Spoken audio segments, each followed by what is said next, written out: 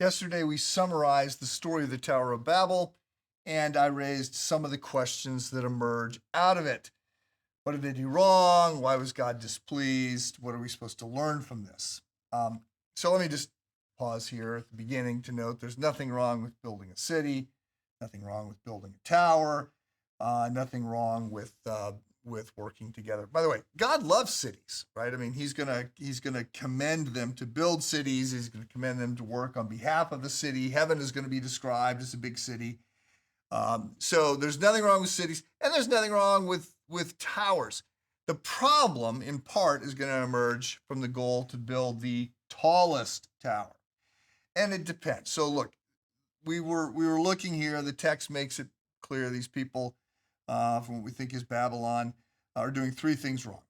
First, they're not doing what they were instructed to do, which is to go forth and multiply.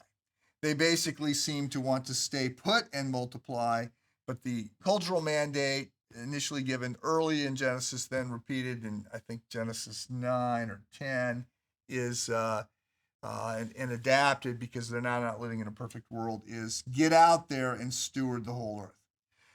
Secondly, they're building this tower to make a name for themselves, which is a very self-absorbed thing to do.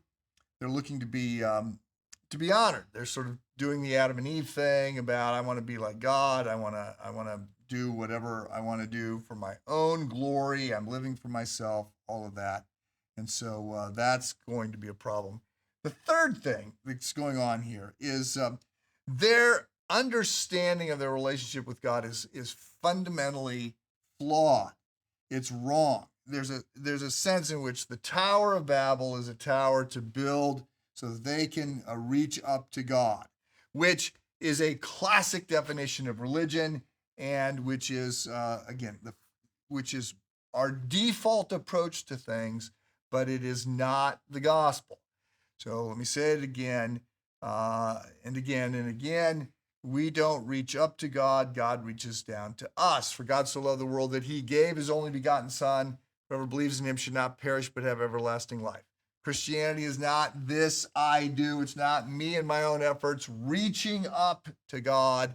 It is God graciously reaching down to you and me in spite of who we are. It's not because we're so good. It's not because we've earned his love.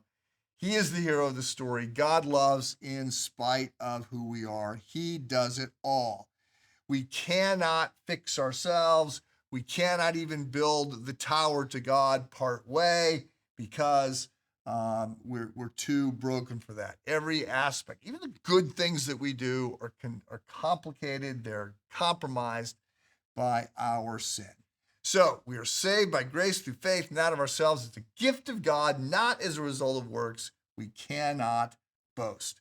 That is the message. That is the gospel. It is good news.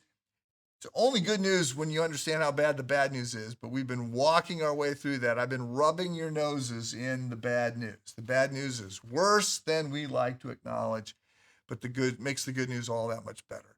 We're more broken than we could imagine, but God's love is more spectacular than we can comprehend. Have a good day.